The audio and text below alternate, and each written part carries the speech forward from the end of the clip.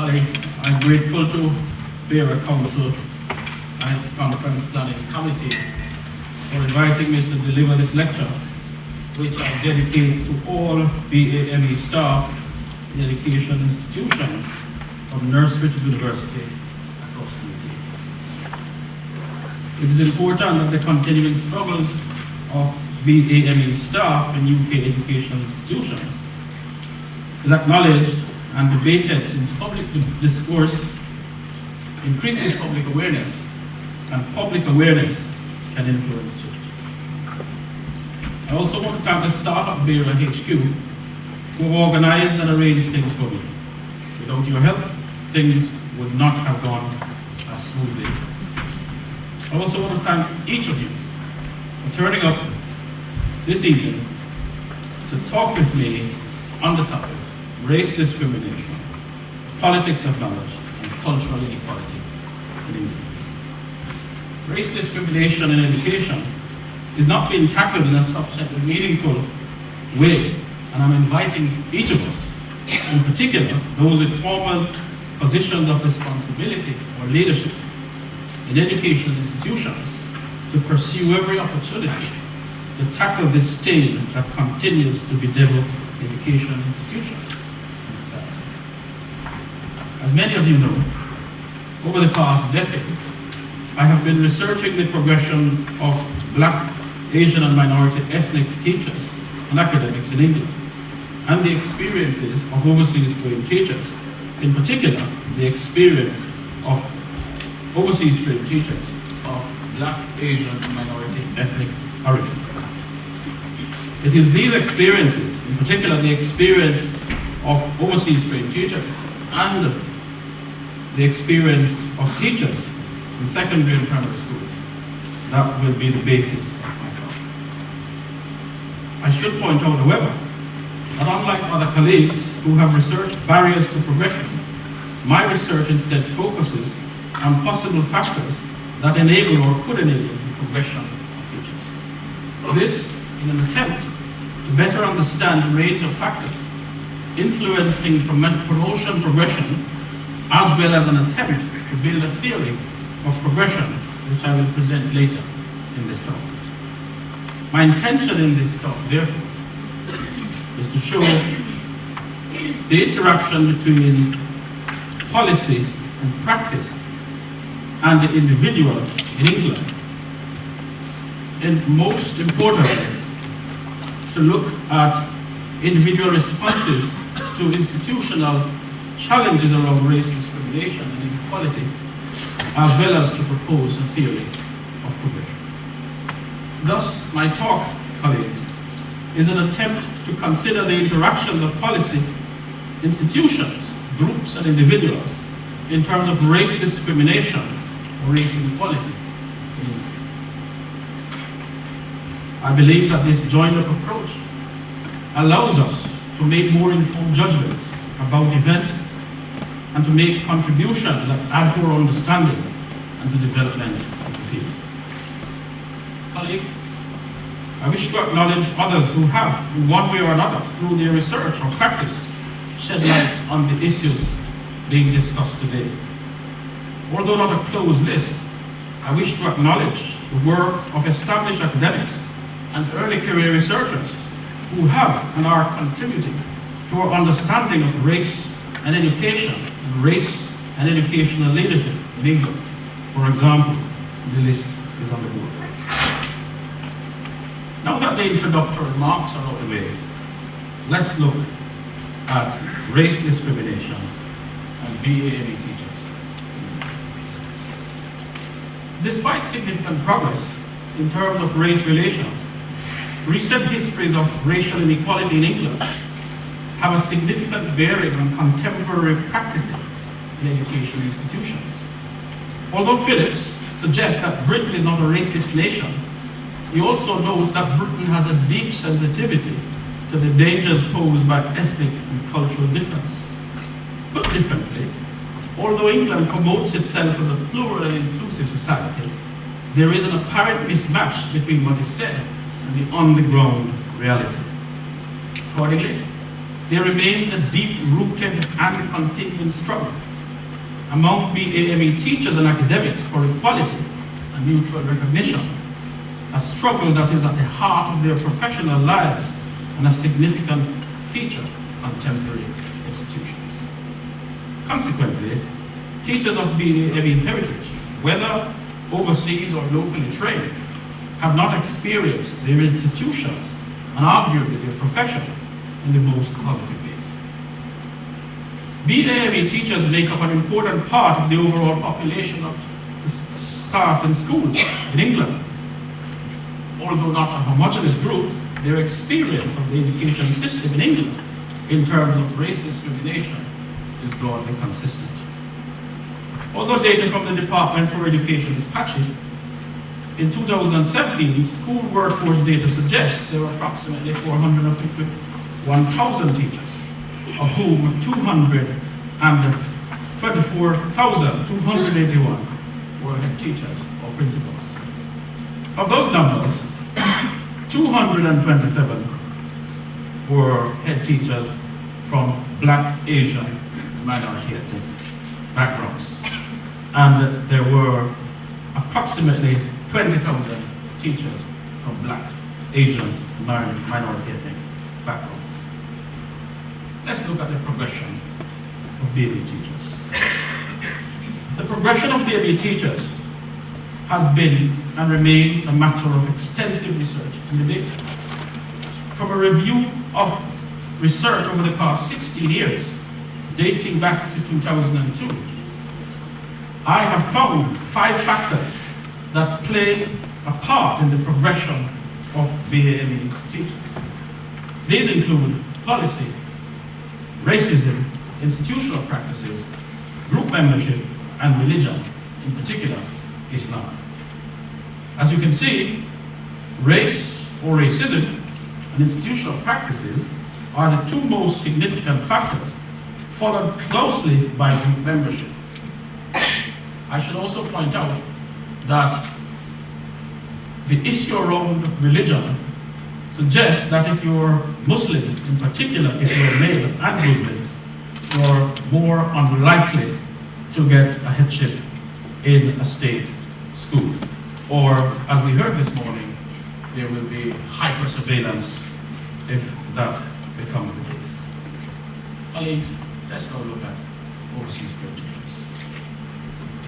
An overseas trained teacher is any teacher who has undertaken teacher training outside the European Economic Area in Switzerland and has been recognized by the competent authority in that country.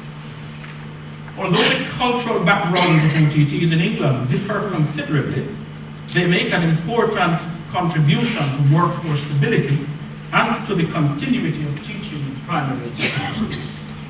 However, like the teachers of BAME heritage, data on OTTs, or overseas trained teachers, is also very patchy. This because just under a decade ago, the Home Office and the Department for Education ceased collection of nationality data for migrants in the category of teacher or instructor. Nevertheless, historical data suggests that in 2006, there are approximately 43,000 OTTs in the UK, or 10% of the teaching force, arriving mostly from South Africa, Australia, New Zealand, the United States, Canada, and Jamaica. This was the first wave of teacher migration. Based on recruitment activities from 2014, the second wave of teacher migration, top supplying countries were the Irish Republic, Australia, Canada, New Zealand, South Africa, and Jamaica. And there is no evidence that the number of teachers coming to the UK from these countries have decreased. The progression of overseas trained teaching is one that has not achieved a lot of research. However, from my research on overseas trained teachers, I have found unfair policy treatment and the non-recognition of their overseas qualifications contributes to their relative lack of progression, which results in their careers being flatlined. For example, although England back in the 1970s decided to admit migrants based on educational skills and resources, OTTs have been caught in a myriad policies aimed at curtailing non-EU migration largely as a response to populist narratives about non-EU migrants. For example, in 2006, the Home Office changed the qualifying period from 4 years to 5 years for persons in employment-based categories, OTTs included, to be able to apply for indefinite leave to remain in the UK or residency. There was no recourse for those persons already in the UK. Note, I was one of those OTTs already in the UK before the law changed, but I had to wait an extra year before I could apply for indefinite leave to remain. Also in 2006, the Home Office also mandated that all migrants, including OTTs, were and still are required to complete English language and life in the UK tests as part of the requirements for obtaining indefinite leave to remain. Note, I also had to complete English language and life in the UK tests. 1 year later, in 2007, the Department for Education and Skills varied the condition of employment for OTTs to allow for their deportation if after 4 years of teaching in the UK, they had not achieved QTS or UK qualified teacher status. At the same time, it became unlawful for schools to employ OTTs on a permanent contract if they did not achieve QTS. Note, I was one of those OTTs employed on annual contracts until I achieved UK QTS. Furthermore, from the 1st of April 2012, the Department for Education removed the requirements for teachers trained in Canada, the United States, Australia, and New Zealand to undergo any additional training and assessment, leading to the award of UK qualified teacher status. However, the requirement for this additional training and assessment remains in force for teachers originating from elsewhere, such as Africa, Asia, the Indian subcontinent, Latin America, and the Caribbean. All non-white, non-industrialized societies. It is perhaps not difficult to see how the policy context racializes knowledge and contributes to the flatlining of the career progression of some overseas trained teachers.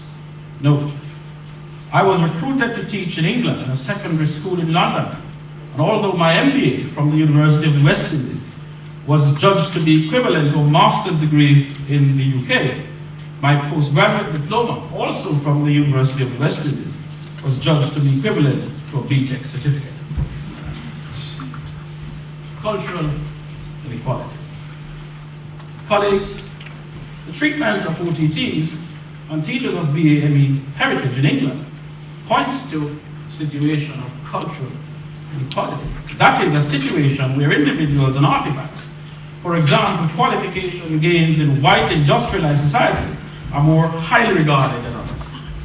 As Britain struggles to maintain itself as an identifiable entity due to cultural shifts brought about by migration and globalization, it must also demonstrate to sections of the electorate that it is still in control of its borders. The government's treatment of persons of BAME heritage from the Windrush generation is testament to this. Cultural theory asserts that in capitalist societies, the group with the ownership of the means of material and mental production will dominate, and often through pacification and or regulatory frameworks, which leads to the creation of a dominant and a subordinated culture. According to Bourdieu, status in society is determined by three kinds of capital: economic, social, and cultural. Cultural capital, however, Bourdieu points out, can be a major source of social inequality, where certain forms of cultural capital are not as valued as others, and where, as a result, this hinders one's social mobility.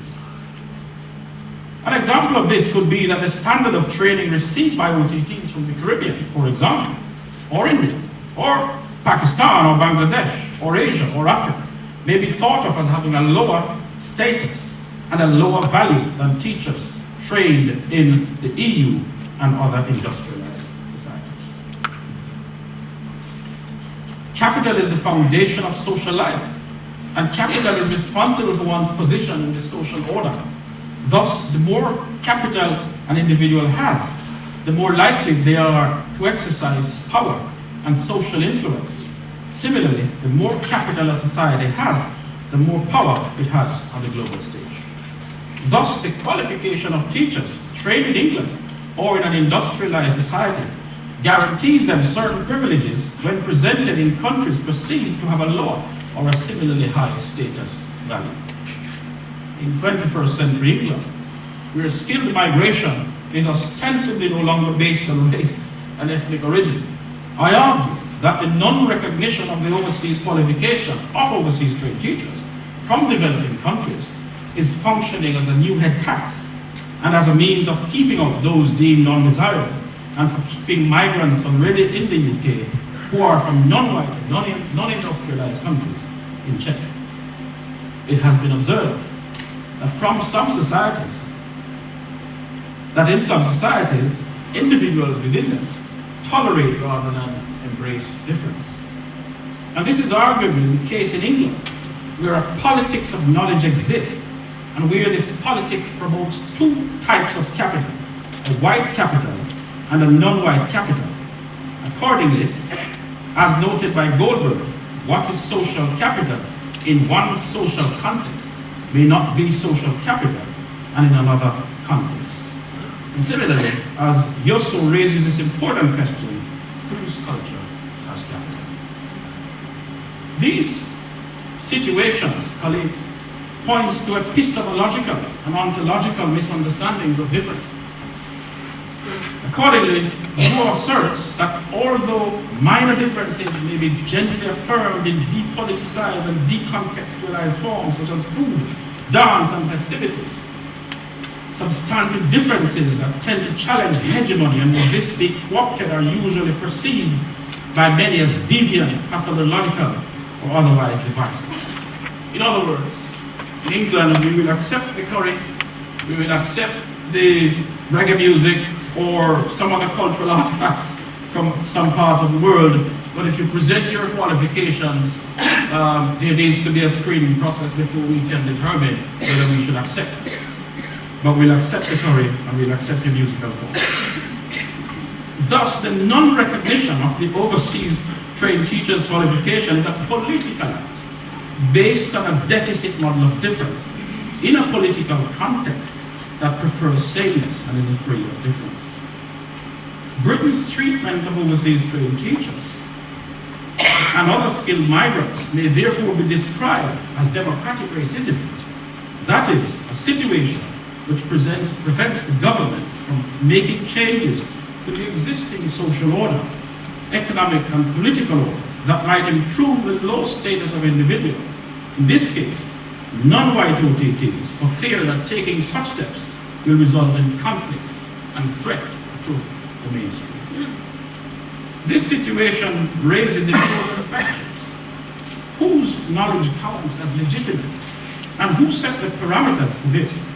Whose knowledge is valued and whose knowledge is silenced? And on what basis? Is knowledge that is accepted and valid only to be found in white industrialized societies?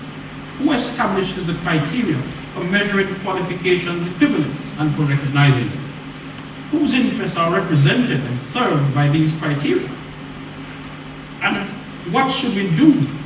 And how should we treat knowledge that is valid but different? What forms of knowledge might become equivalent to ours? These questions underline Gore's observation that knowledge is never neutral and knowledge is never objective. It also underlines my own observations that BME capital is restricted and can be restrictive, and white capital has a degree of power and influence that can provide access to white spaces. Race equality and limit. The Equality Act makes it illegal for individuals and groups to be discriminated against because of their race or ethnicity. However, whereas educational institutions can encourage people with one or more protected characteristics, for example, gender or race, to apply for certain positions, the same Equality Act makes it illegal for institutions to take the protected characteristics into account in any appointment process unless there are essential qualifying aspects. The Equalities Act may therefore be regarded as an instrument for the promotion or encouragement of greater access to opportunities, although not an instrument which guarantees better or different outcomes. As a result, the Equalities Act could be described as a lock and a key, or as the motor of progress or its handbrake, as far as equality practice is concerned. As such, the current approach to doing race equality in England is one that warehouses the very persons most in need of its safeguards, and is therefore arguably primarily a matter of documentation, audits, and bureaucratic paper trails, which exposes the gaps between words, images, and deeds. Race inequality and in all institutions. Institutionalized racism, the failure of government to monitor and to support institutional implementation, and a lack of commitment to change are factors that contribute to current practice in education institutions. In addition, the Equalities Challenge Unit found that the absence of resources and the authority for the initiative, and sometimes fatigue and apathy towards the initiative, are all issues involved in slow take-up. Further research is needed to identify and establish the myriad factors behind any apparent lack of action or lack of commitment to change within individual institutions, although the caveats inherent within the Equalities Act should not be ignored. Nevertheless, where educational leaders fail to commit themselves enthusiastically, visibly and fully, outside and within their institutions to supporting, investing in, and in some cases directly leading race equality initiatives, or where educational leaders fail to appoint individuals with a passion and a clear mandate for tackling racial inequality, the content, focus, intended meaning, and outcomes of such initiatives may not be realized.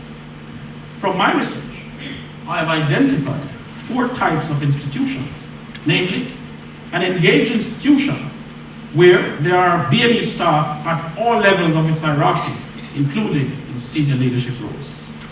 An experimenting institution where a small number of BME staff are in post, and even a smaller number are in leadership roles. An initiated institution where there exists a framework for meeting the legal duty, but BME staff recruitment is restricted only with few staff in post, but no BME staff in leadership roles. And an uninitiated institution where no plan or framework is in place to meet its duty and no BME staff are in post. Question: which type of institution or unit within an institution do you study in or work in or lead?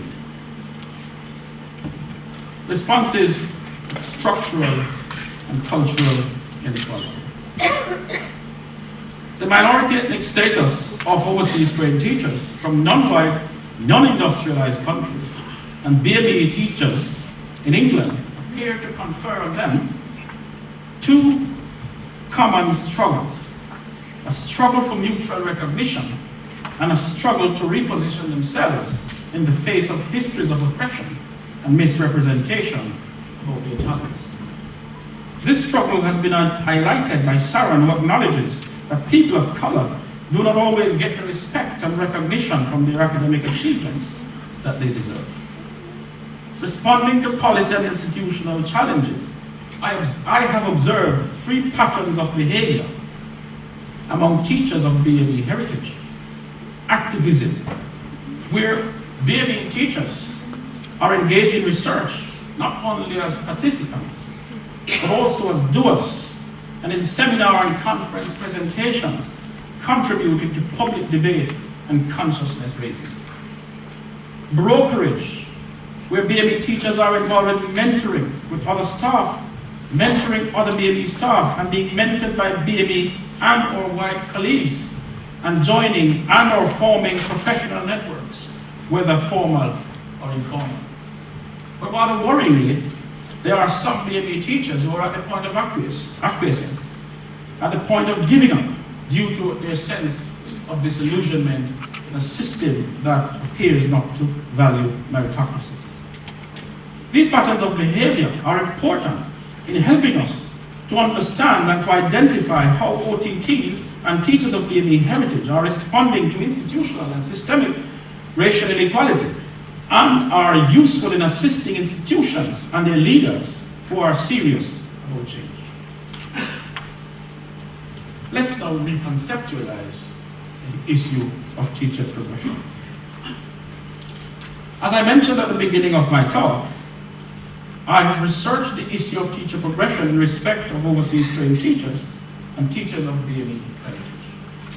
My research, however, has not looked at barriers per se, but rather potential enablers or factors that could contribute to or have the potential to contribute to progression. From this body of research, 3 primary enablers or marks of progression have been identified. These are affiliation or group membership, appeasement or adaptation, and white sanction. From research I did in 2014, I found out that affiliation or being part of a group or network or club were believed to be essential in contributing to the progression of teachers. These clubs and networks were both informal and formal spaces, led and predominantly occupied by white colleagues. For OTTs and teachers of BME heritage to access these clubs, this was important since progression is believed to be based less on what skills or qualifications and composite experiences one possesses, cultural capital in this case, but rather on the basis of who they know or by whom they are known, social capital in this case. I want to emphasize, colleagues, that there is absolutely nothing wrong with knowing persons with the power to influence. However, when they use their power to interrupt and as a result disadvantage someone who participated in a process legitimately, this is problematic. The second idea is appeasement or adaptation, second mark. From research I did in 2015, I found that when OTTs and teachers of BME heritage prove themselves, they increase their chances of promotion since proving themselves allow them to be better understood. I should note that although being better understood does not guarantee promotion or progression, it is believed that being better understood can improve one's chances. For example, it has been suggested that my personality is a bit of an acquired taste.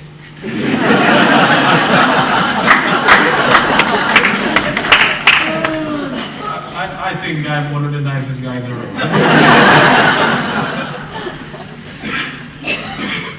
This conundrum implies that OTTs and teachers of BME heritage may not be fully understood by their white peers, and that in order for them to be in with a chance of gaining a promotion, they need to position or conduct themselves in ways that are likely to increase and improve how they are perceived and therefore understood.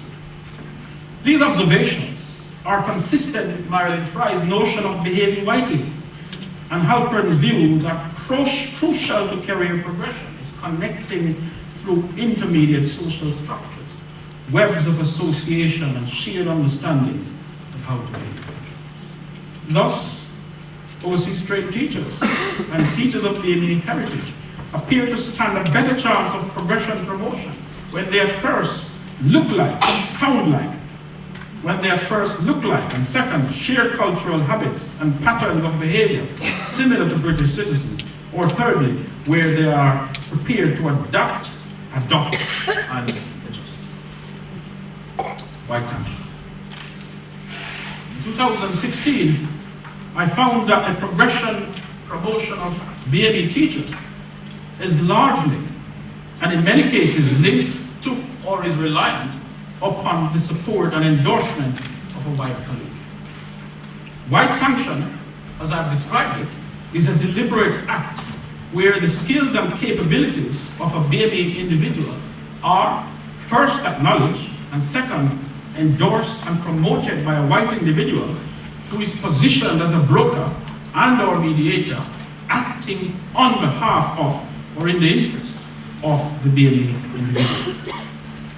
Although it is to be acknowledged that white sanction positions white colleagues as gatekeepers and is therefore problematic, it is to be noted that white sanction can lead to positive outcomes for the BME teacher who has been endorsed by an influential white colleague. Let me make it abundantly clear, however, in a system based on equity, there should be no need for white sanction. Nevertheless, white sanction has two important affordances. White sanction confirms legitimacy, where a BME teacher or academic and their knowledge, skills, and experiences are accepted as equal on the basis of merit. And white sanction confirms enabling, where the BME teacher or academic is afforded different opportunities despite their race or ethnicity as a result of being endorsed. I should caution, however, that not every act of acknowledgement itself is white sanction, since white sanction involves three conditions: acknowledgement or recognition, endorsement, and brokerage, where brokerage is a white colleague calculatedly and deliberately using their power to leverage on behalf of the BME person. So what are the implications, colleagues? What does this mean for policy and practice in relation to race inequality in education or education leadership?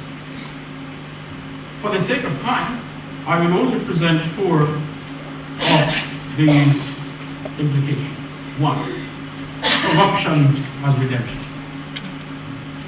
Problematic as it is, the evidence suggests that OTTs and teachers of BME heritage need to be engaged in some degree of game playing in order to secure promotion and progression opportunities.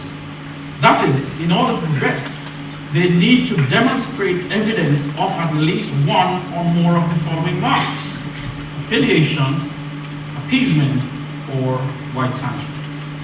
Being able to demonstrate one or more of these marks confirms that OTTs and teachers of BME heritage are engaging with and interacting within the education system structures. This situation reduces OTTs and teachers of BME heritage to pandering and positions them as pawns in a corrupt system where meritocracy is secondary to the power of whiteness and where sameness is preferred to difference. The second point is interest convergence and interest divergence. There are epistemological and ontological notions of difference and recognition in England.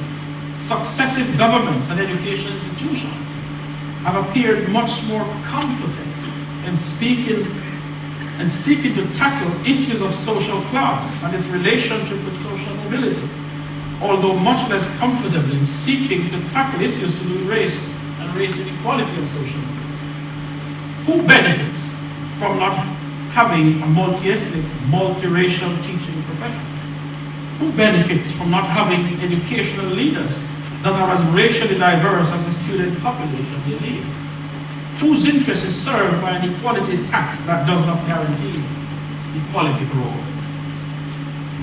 That the government has introduced for teachers the Leadership, Equality and Diversity Fund is not a solution, potentially undermined by the fact that to access this fund is voluntary, and schools must bid for this fund, and schools may not have the interest, motivation, resources to design and develop a successful program, or which they may choose instead to focus on other protected characteristics, because the fund is about diversity rather than racial diversity.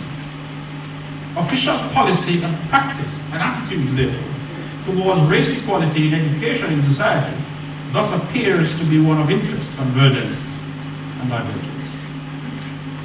Regulatory disempowerment. Many OTTs have been recruited to teach in schools in England, some from white, industrialized, and others non-white industrialized societies. OTTs from white industrialized societies although not the others, have had their teaching qualification accepted at face value as equivalent to a teaching qualification awarded in England.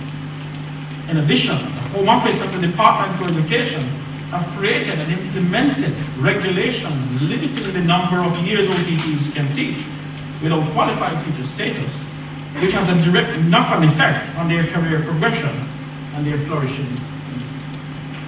Since OTTs from white industrialized countries do not have to undergo assessment for QTS, it is to be noted that through its regulatory and policy apparatus, the British government disempowers some OTTs while simultaneously empowers others, and in the process appears to be engaged in a program of hegemony and cultural domination and neocolonialism.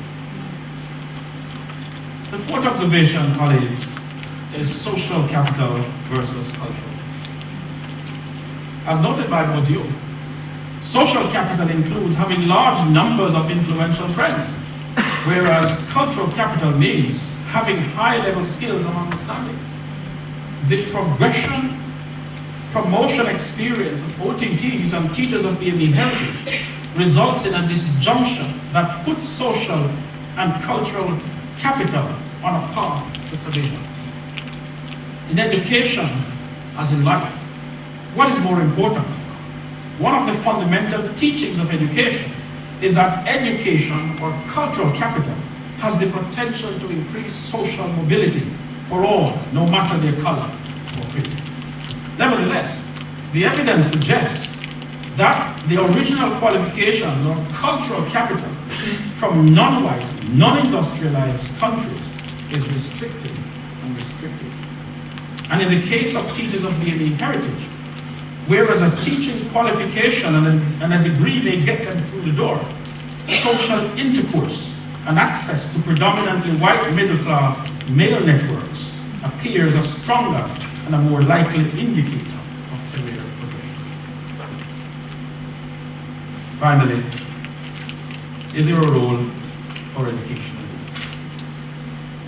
The apparent lack of OTTs and BME teachers in senior positions in schools is an issue that requires constant foregrounding by policymakers and educational leaders who must show consistency and commitment in their attitudes and endeavors for meaningful change to be realized. Leadership from government and educational leaders must dovetail around collective agendas towards changing cultures, attitudes, and behaviors. As Christine Callender and I have argued, government needs to create an environment in which existing policies are implemented and monitored, and where failure to comply cannot mean business as usual. A continuing push towards getting schools to actively seek out and deploy talent from suitably qualified and experienced BME individuals in an attempt to change the face of school leadership is required. That both the Cabinet Office, through the Race Disparity Audit, and the Department for Education, through its annual school workforce data, acknowledge the complexity of the problem of race inequality in education itself is not a solution. Race inequality is our common enemy, and a common enemy approach needs to be engaged that draws upon voices and talents from different segments of a national education sector, including policymakers, school leaders, teaching unions, teachers, professional and technical staff, students, parents, and governing bodies or school boards. Crucial, input from teachers and researchers from migrant and BME origin is essential for helping and enabling individuals from non-migrant and non-BME environments, origins, to understand the severity of their experiences and the complexity of the issues involved. According to Freeman, courageous leadership involves courageous listening, courageous decision-making, courageous action, the courage to set and enforce standards of behavior, and the courage to do what it takes to change destructive existing habits. Courageous leadership requires people to see what others don't see, and to do what others won't do. Courageous leaders possess the strength, the conviction, and the stamina to move from wanting to change to implementing and leading change. They show moral purpose that is greater and more consequential than themselves, and they are willing to put themselves on the line in trying to create an inclusive and socially just workspace. I am hopeful that we have some courageous leaders here today. And if not, I am hopeful that the message will get back to them from individuals hearing this talk today in the hope of changing the schools and colleges and departments and institutions in which we study and work. Thank you.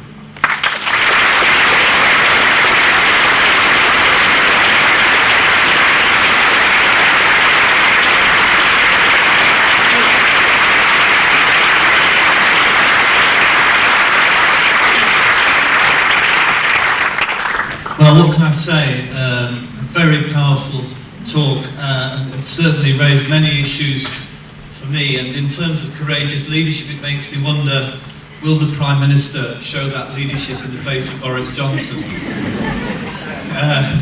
But I thought the intellectual challenge around social capital and cultural capital was really, really thought-provoking. And I think it shows there's perhaps sometimes a laziness around theorists, as well as many, many other issues.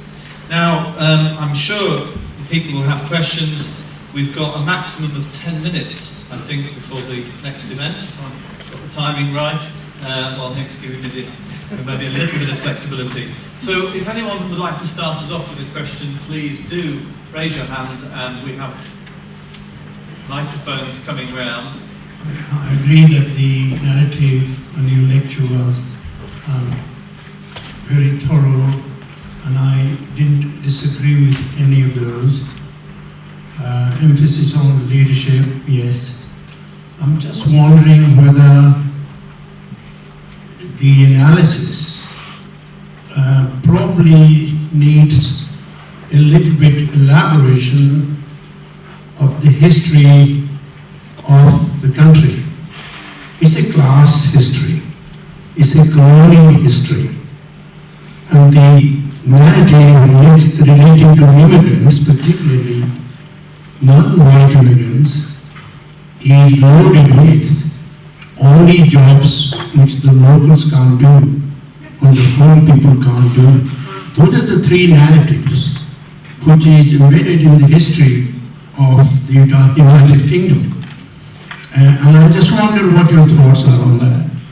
Otherwise, it could seem that the middle-class family are trying to find space in the struggle with the white middle class. I think it's really important that we acknowledge the history of the UK in colonialization. And in one of the slides I had up there around the implications, I mentioned this notion of regulatory disempowerment, where the qualifications and the experiences of teachers from developing economies do not seem to get the same respect and appreciation or value as that from teachers from elsewhere. And my view is that that's part of the colonial legacy, which the UK hasn't quite rid itself of. Because you are good enough to come and teach, you're good enough to come and work in our institutions, but you're not good enough to lead.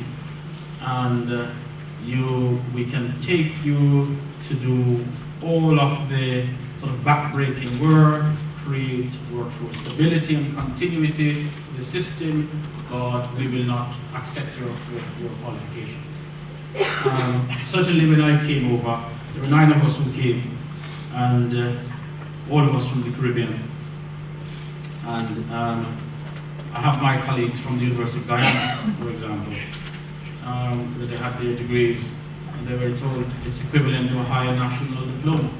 And so they had to spend an extra year doing a top-up the UK degree before they could get onto QTS. which is also another problem. So you're absolutely right that it is the history of colonialization, and the UK has still, unfortunately, not shaped that history.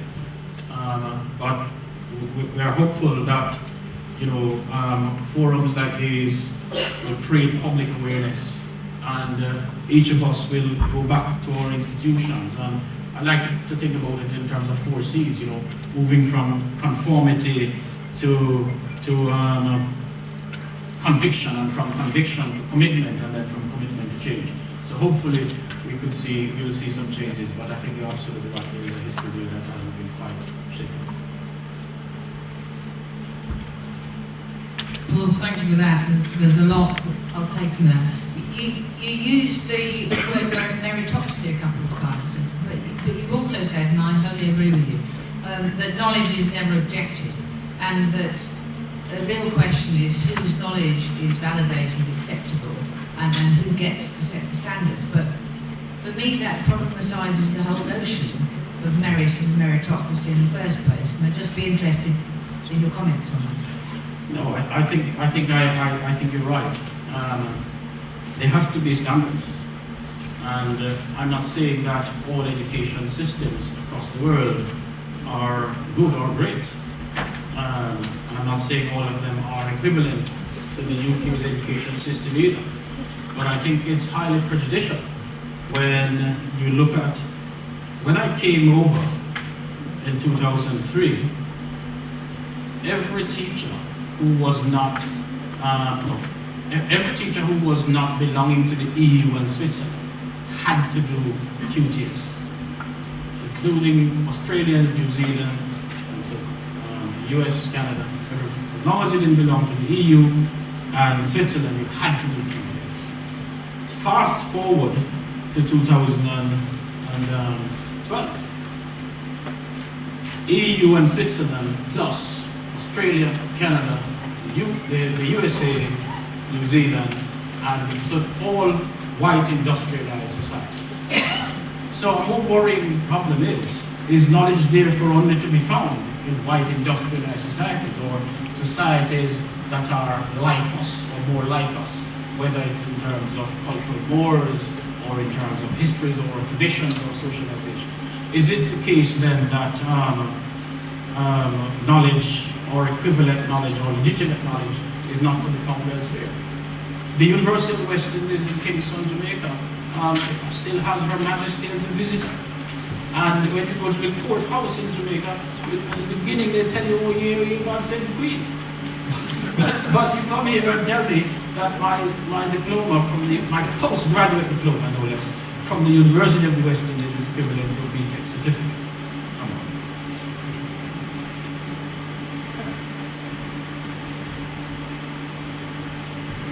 Hello, question in the front from Australia. I'm a PhD candidate, and your invitation to take these ideas back home to our institutions, I think, not only is relevant in the space of teachers and schools, but also in the space of recognition of doctoral candidates from overseas. So I've been baffled by, in my own institution, how it seems that doctoral candidates arrive from all around the world, but it seems that certain doctoral candidates, basically people like me, get more than the fair share of research assistant work, for example, and things get said like, oh, we want someone with local knowledge, and I'm thinking, hang on, as Australia, like England, becomes increasingly multicultural, then, so you're saying that I have local knowledge, but international candidates who don't look like me and maybe need to be a bit, whether it's upskilled in certain ways in our institution or something, get denied the research work because of that difference, when in fact they reflect Australian society, today every bit as much as I do, and not to mention the large absence around work for Aboriginal researchers as well. So I just wondered about your thoughts on that aspect of doctoral students and sort of their contributions to research and how that sits in the UK context as well. Well, I think there's a lot of research being done now to look at international students in the UK and their experiences. And also, we are seeing a lot of international students themselves doing PhD research, looking at their experiences or comparing experiences of doctoral students here in the UK with elsewhere. Because I think there are perceptions that there are differences in how doctoral students are treated and how they're used. And I think it's important that those perceptions get tested. But I do think that there is an importance for that kind of research.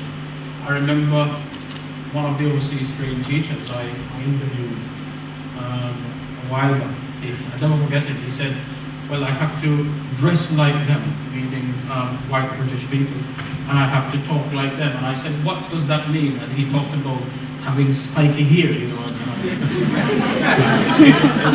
It was the era 10 years ago of the sort of gel, you know. And he talked about his pinstripe suit, you know, that he needed to wear. And if you didn't dress a particular way and go to school as a teacher, wearing a suit as a maid, for example, you know, you were looked down on and so on. So what was seen, in a sense, for you know, as I talk about adjusting and adapting and all that. So it positions the overseas trained teacher or the international student in this case as a foreigner, something that Carol mentioned this morning, who has a deficit, and in order for them to be able to be valued and to be seen to be valued, they have to conform to the stereotype or to the standards, let's put it that way, that are agreed upon in the whole society. So I think we have two final questions, one here and one right over the side. So I'm actually really glad to be following up that question, because I had a weird experience while I was sitting here and listening. I work for a recruiting office for students near where I studied, and I got an email from my manager that said I recruited 2 people out of 10 that were qualified, in my opinion, because they were shortlisted candidates. And my manager sent me an email while she knew that I was here, and she said, "One of them sounds wonderful, the other one sounds like they're lacking skills in their cover letter."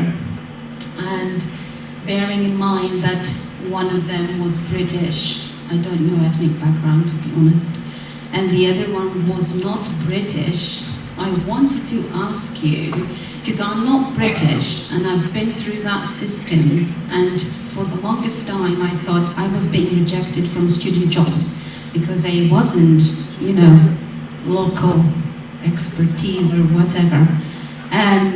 And when I talked to them, when they interviewed me the first time, I told them, if you think that you're recruiting equally non-UK and UK, you should put it out there.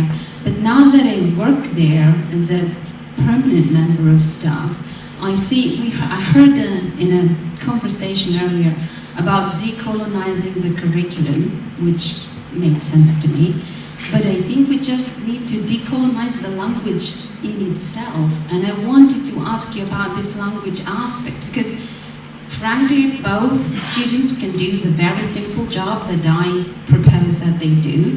Just one of them is a scientist, English is not their first language, and they showed enthusiasm.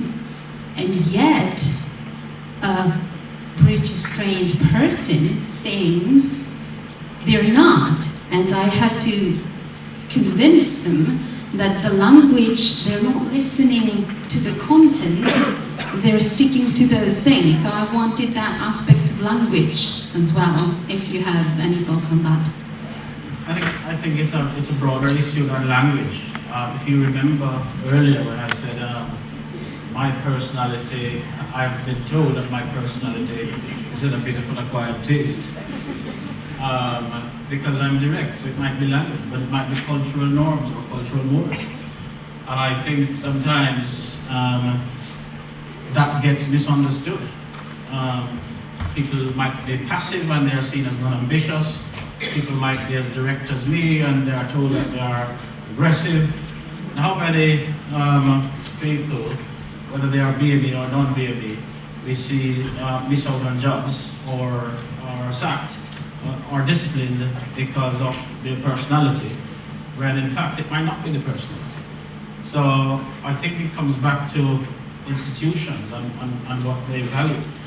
And it would appear that institutions appear to value sameness and conformity. And so the individual, again, whether you're BME or not BME, when you go into an organization, you're expected to adapt and adjust and conform. And if you don't, then I'm sorry, there's no place here for you. So I think there's a wider problem there around institutions and what it values. And perhaps that's where some additional research also needs to take place, you know, to look at how institutions value talent and whether, you know, the talent is linked to ethnic minority status or non-ethnic minority status in respect of language. But I do think that, you know, there are moves by institutions around recruitment, for example, and there's no independent evaluation of this at the moment, around anonymous recruitment, for example. And as I put up there, that we should be thinking about racially diverse panels, which might help to improve some of these situations. But I do think it's a broader problem than the language. Thank you. Yeah, so obviously a lot of your recommendations kind of pertain to achieving equality of opportunity, like with anonymous applications and with racially diverse panels, etc. But then when you kind of start talking about the legislation itself and in terms of kind of the kind of latter recommendations in terms of quotas, you're kind of moving from that kind of equality of opportunity, which is relatively uncontested in literature, to kind of more positive discrimination leading to equality of outcome, which I guess is a little bit more contentious in terms of the philosophical literature. I can kind of guess where you sit in that respect, and you obviously kind of thought about that. But I was thinking more in terms of the practical side of things. Where do you see any potential negative consequences emanating from positive discrimination that results that is kind of targeted at achieving equality of outcome? Because I mean, I can see some kind of potential negative consequences of that, and I was just wondering what your take on that might be. I don't remember suggesting we should have positive discrimination. So I'm sorry if I gave that impression. But when you talk about quotas, it can sometimes lead to that outcome, can't it? I mean, that is the implication. I mean, there is always that potential, so it leaves that scope open for that. But as I said in one of the slides, race inequality is a stain on British society. And race inequality is a human security issue. Race inequality is a common enemy. And a common enemy approach is needed to tackle race inequality. I have given some suggestions. Those are not prescriptions, but it's a start to a conversation. And it's a conversation we need to have. And we need to have honestly. And we need to be saying, let's look for what works. Let's come together and find out what we can do about this problem. And we will not solve the problem by criticizing suggestions that are put forward, but we will solve the problem by debating suggestions which are put forward and coming up with suggestions that are agreed and that will work. And I think we have to get to the point, each of us, all of us, where we are asking the problem, we're asking ourselves, what can I do as an individual for race inequality or for race equality in this country? What can I do to promote race equality in my institution? You know that famous quote in the US where one of the presidents says, ask what you can not what your country can do for you, but what you can do for your country. This is the moment. This is the moment for us where we need to say, what can I do to promote race equality in my institution,